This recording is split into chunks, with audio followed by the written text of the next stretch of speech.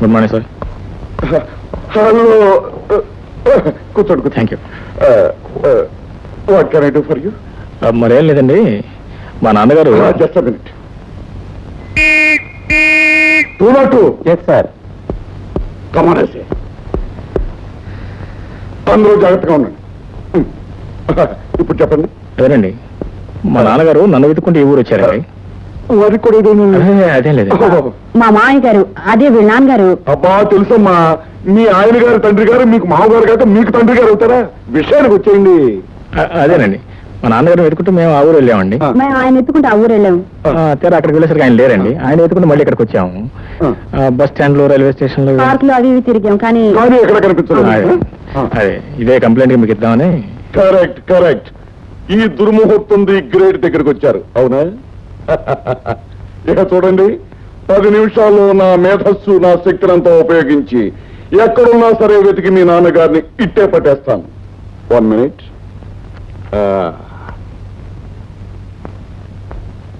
మీ నాన్నగారి పేరేమన్నారు? K Shankarrao. Okay, చాలు. కె శంకర్రావు. ఇన్స్పెక్టర్ గారు. అరే దుర్మూర్తి గారు మీరు? హలో డాక్టర్ గారు, కూర్చోండి. How are you? Fine. Hello doctor uncle. ఇదేంటి మీరు ఇక్కడ? ఒక్క నిమిషం తర్వాత మాట్లాడతాను. అవును, మీ ఇన్స్పెక్టర్ గారు ఎక్కడ? ఇన్స్పెక్టర్ గారు ఎక్కడ? ఏవో చిన్న చిన్న కేసులు చూసుకోవడానికి బయటకు వెళ్ళాడు. పెద్ద పెద్ద కేసులన్నీ నా నెత్తి మీద పడేస్తాడు. అవన్నీ నేను చూసుకోలేక చచ్చిపోతున్నాను. సరే అంకుల్, మీకు ఇన్స్పెక్టర్ పని ఏంటి? ఏం లేదు మురళి, సరిగ్గా నీలాగే ఉన్నాడు ముసలాయన. నాకు రోడ్డు మీద కనిపించాడు. పాపం ఆయనకి ఊళ్ళో నాన్న వాళ్ళు ఎవరు లేరట. ఆరోగ్యం కూడా బాగోలేదు.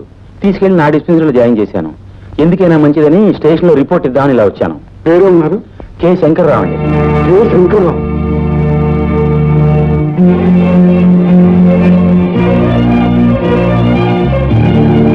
ఆయనే నేను చెప్పింది శంకర్రావు.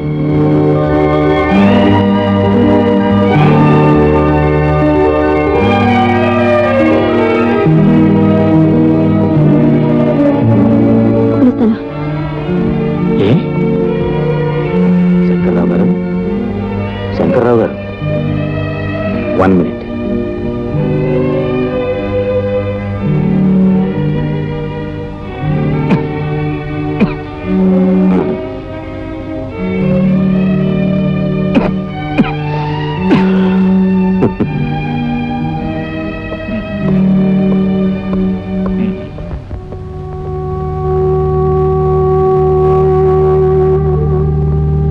ప్రయోజకుడైన కొడుకు, శ్రీమంతురాలైన భార్య ఉండి కూడా ఎవరు లేని ఏ కాకిల ఆసుపత్రిలో చేరాల్సిన దుస్థితి పట్టింది మావయ్యకి.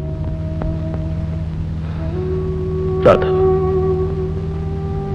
జరిగిన విషాదం అంతా నీ ద్వారా విన్న తర్వాత కూడా మా అమ్మ నాన్నని కలపలేకపోతే నా జన్మ సార్థకత ఉండదు. అందుకే ఎలాగైనా మా అమ్మని హాస్పిటల్ రప్పించాలి. వచ్చిన తర్వాత వాళ్ళిద్దరిని ఇక్కడే కలపాలి. ఎలా? ఎలాగనేది మన ఇద్దరం ఇంటికి వెళ్ళి జాగ్రత్తగా ఆలోచిద్దాం. ఓకే, రా వెళదాం.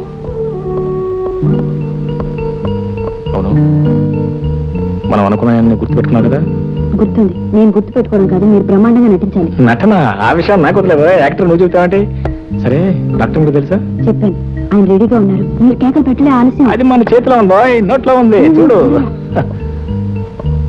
అమ్మా అమ్మా అమ్మో, కడుపులో నొప్పి. కేక పెట్టండి. అమ్మా అమ్మా, కడుపులో నొప్పి.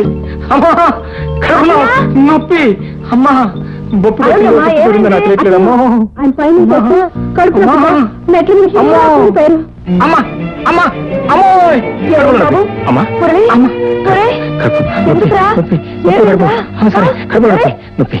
నువ్వు డాక్టర్ ఫోన్ చేయి.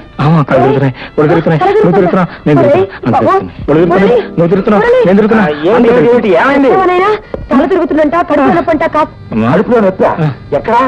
నీకేమైనా గుర్తుందా? కడుపు నొప్పంటే ఎక్కడ అంటావే నువ్వే? డాక్టర్ కాస్త చూడవయ్యా బాబు. కడుపులో వస్తుంది కదా, సారీ, హాస్పిటల్ తీసుకెళ్దాం. డాక్టర్ అంకుల్, నా పాటలన్నీ సక్రమంగా ఉన్నట్టే కదా? ఏ పార్ట్లు ఉన్నాయో ఏం లేవో మొత్తం చెకప్ చేసి చెప్తాను. ఒక్క నిమిషం ఓపిక పట్టు. అమ్మో, అమ్మాయి ఎవరైనా కొట్టేశారు. This one he is all right. Okay okay. అవును మురళి, నొప్పి ఇంతకు ముందు ఎప్పుడన్నా వచ్చిందా? ఇంతకుముందు ఎప్పుడు రాలేదు, ముందు రాదు కూడా. రాదని నువ్వెలా చెప్పగలవు? మీరు ట్రీట్ చేసిన అనుకూలం ఇంకెందుకు వస్తుంది? You naughty. కడుపులో ఎలా ఉంది? ఏం లేదమ్మా, మొత్తం చెకప్ చేశాను. కడుపులో బల్ల ఏమీ లేదు. కూర్చోమన్నా? నువ్వు నోరు మూయరా. 4 రోజులు ఇక్కడే ట్రీట్మెంట్ తీసుకుంటే అంతా సెటరేట్ అయిపోతుంది. 4 రోజులా? ఆ. ఒరేయ్, సమయానికి భోంచేసి ఆరోగ్యం చూసుకుంటే కడుపులో నొప్పి వస్తుందరా? నువ్వు నా మాట వింట కదరా అసలు. మీరేం భయపడకండమ్మా, నేను ఉన్నా కదా. MBBS 14 ఏళ్ళు చదివి మరీ పాస్ అయ్యాను. నా పునాది చాలా స్ట్రాంగ్. అవునత్తయ్య, సమయానికి డాక్టర్ గారు అక్కడ ఉన్నారు కాబట్టి సరిపోయింది. లేకపోతే నాలుగు ఎవరు పోయేది కదా, ఎవరు? ఒరే, ఈ హాస్పిటల్ అట్మాస్ఫియర్ చూస్తుంటే నాకు తల తిరుగుతుంది, గుండెలో దరదరా కొట్టుకుంటుంది. మీరు ఇంటికి రెస్ట్ తీసుకోండి అమ్మా, నేను మురళిని జాగ్రత్తగా చూసుకుంటాను. ఆహా, వీడిని ఇక్కడ వదిలేసి వెళ్ళడమే. హాస్పిటల్కి వచ్చాక భయం దేనికమ్మా? అవునత్తయ్య, అసలు మీ ఆరోగ్యం బాగుంటలేదు. మీరు ఇంటికి నేను చూసుకుంటానుగా. వెళ్ళమ్మా. మీరు వెళ్ళానమ్మా. వెళ్ళరా. అయితే నేను వెళ్ళి సాయంకాలం వస్తాను. డాక్టర్ గారు మందిస్తే తీసుకోవాలి. చేదుగా ఉందని మానేయకూడదు బాబు. చేదుగా ఉందని పారేస్తే ఇంజక్షన్ ఇచ్చేస్తా. బాబోయ్, వద్దండి, వాడు తట్టుకోలేడండి. బాబు, నేను వెళ్ళరానా? అలాగే. మీరు పదండి, జాగ్రత్తగా చూసుకోండి. రెస్ట్ తీసుకోమ్మా. రాధా, అమ్మ జాగ్రత్త. వరండాల డోర్ దగ్గర. డాక్టర్ చెప్పిన మాటలు విని వాడు కరెక్ట్ గా మందులు తీసుకుంటా. ఏంటమ్మా? ఏమి నేను ఆయన దగ్గర ఉంటాను. మీరు సాయంత్రం తప్పకుండా వస్తారుగా? తప్పకుండా వస్తా. ఏమిటి అత్తయ్య, ఇంట్లో పని వాళ్ళంతా ఏం చేస్తున్నారో ఏమిటో నాకేం అర్థం కాదు. ఆయన పరిచయం చేయాలంట. సాయంత్రం ఆయన ఫోన్ చేయకూడదంట అత్తయ్య. మీరు చౌకాసి తీసుకొస్తారుగా?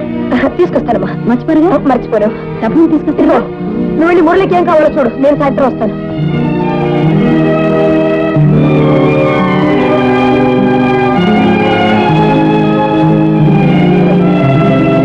ఆయన పేరు శంకర్రావమ్మ.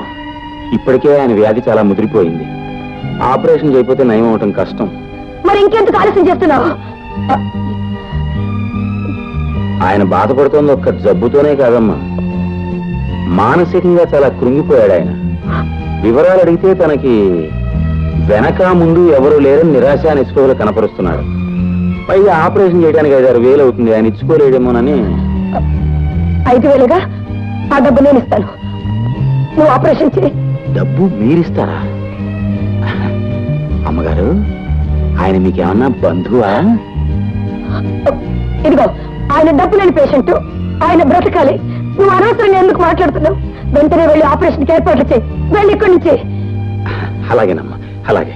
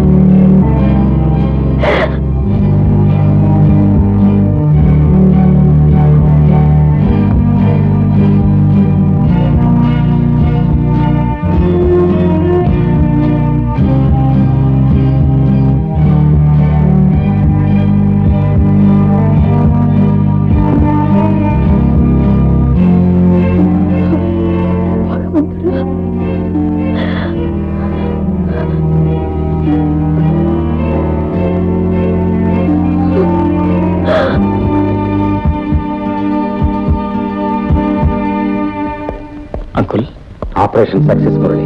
Thank you. He'll be all right. మీరు నా ఈ జన్మలో తీర్చుకోలేండి డాక్టర్ గారు. ఏ ఆధారం లేని నాకు ఆశ్రయం ఇచ్చి ఫీజు కూడా తీసుకోకుండా ఆపరేట్ చేశారు. నేనేం ఉచితంగా ఆపరేషన్ చేయలేదండి మీకు. నా ఫీజు నాకు ముట్టింది. ఫీజా? అవును. ఏ ఆధారం లేని వాళ్ళకి దేవుడే ఆధారం అంటారు. మిమ్మల్ని మాత్రం ఓ దేవత ఆదుకుందండి. ఎవరా దేవత? పార్వతమ్మ గారు. ఏ పార్వతమ్మ? అదే మన ప్రభాకర్ కెమికల్స్ పార్వతమ్మ గారు.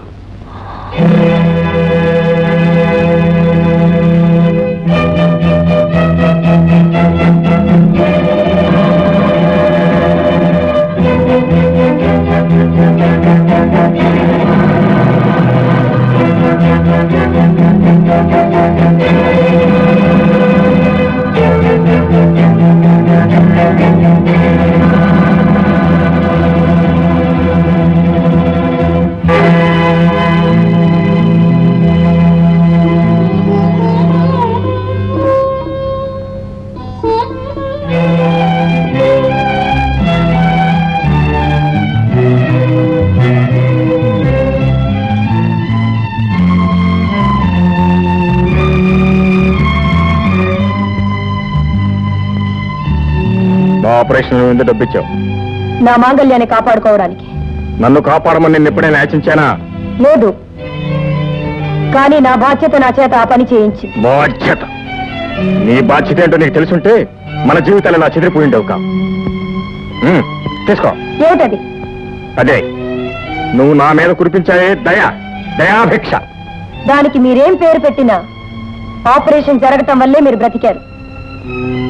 అలా బ్రతికినందుకు సిగ్గుపడి చూస్తున్నా. మా పేదలకు నన్ను కృంగతీస్తున్నా. నా ఆత్మాభిమానాన్ని నీలాంటి ధనవంతులు డబ్బుతో కొల్లేరని మళ్ళీ మళ్ళీ చెప్పడానికి వచ్చా. అందుకే మా అమ్మ జ్ఞాపకార్థం నా ప్రాణప్రదంగా చూసుకుంటున్నా లాకెట్ను కూడా అమ్మేసి డబ్బు తీసుకొచ్చా. తీసుకో. ఇచ్చిన డబ్బు తిరిగి తీసుకోవటం అనేది నా జీవితంలో జరగలేదు, జరగదు. ధనవంతుల దయాభిక్ష మీద ఆధారపడి బ్రతకటం నా జీవితంలోనూ జరగలేదు. నేను పోతే నీ మెడలో మాంగళ్యం ఉండదన్న భయంతో నన్ను బ్రతికించావు, కానీ నా మీద జాలిపడి ప్రేమతో మాత్రం కాదని నాకు బాగా తెలుసు. తీసుకో, తీసుకొని డబ్బు. ఒరే రంగయ్య, అమ్మా ఇట్లా ఆ డబ్బు తీసుకో. అమ్మగారు, ఆ డబ్బు నీది, దాంతో నువ్వేమైనా చేసుకో. పట్టుకెళ్ళు. వెళ్ళరా అక్కడి నుంచి. భాగ్యాన్ని చూసి మురిసిపోతూ సౌభాగ్యాన్ని కూడా లెక్క చేయని ఇలాంటి స్త్రీని నేను క్షమించిన ఆ దేవుడు క్షమించను. మామయ్య,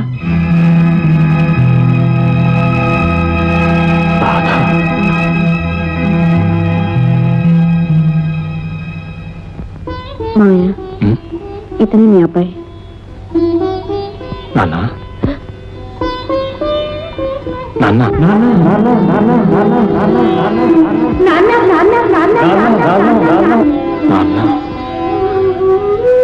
ఈ పరిస్థితుల్లో నాన్న నాన్న అని పదే పదే అనిపించుకోవాల్సిన ఈ మాటలు నీకు 25 ఏళ్ళు వయసు వచ్చిన తర్వాత తొలిసారిగా వినాల్సి వచ్చింది.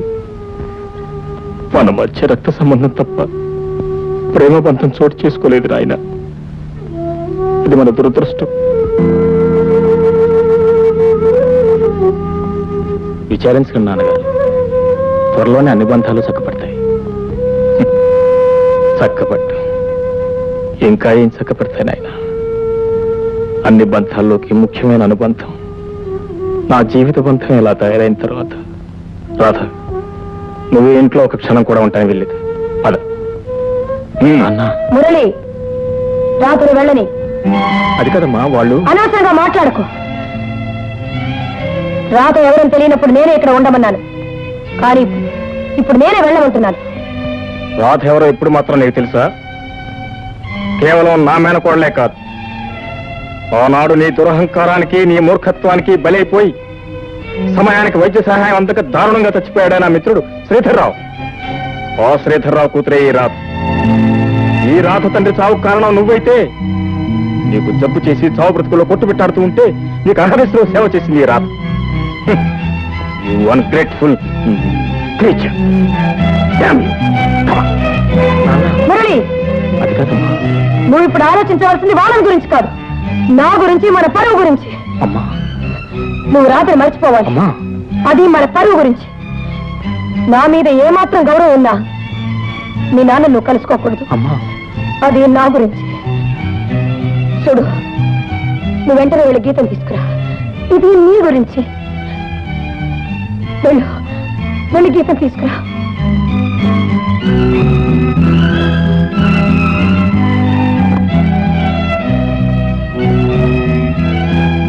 రాధ, ఏ హాస్పిటల్లో ఉంటానని నాకు మనస్కరించట్లేదు.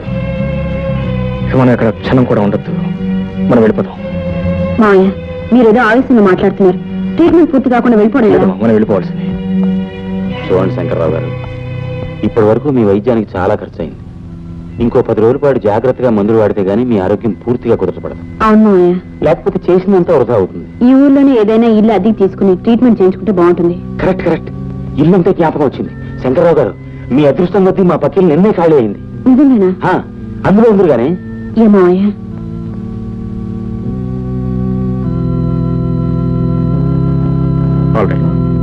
రండి రండి. మందులు వాడుతూనే ఉన్నాను, కానీ గాయపడ్డ ఆయన మనసుని ఎలా బాగు చేయాలో నాకు అర్థం కావట్లేదు. You don't worry. మా అమ్మగారిని నాన్నగారిని తప్పకుండా కలపాలనే ధైర్యం నాకుంది. మా అమ్మ మనసు మార్చడానికి నేను ప్రయత్నిస్తాను.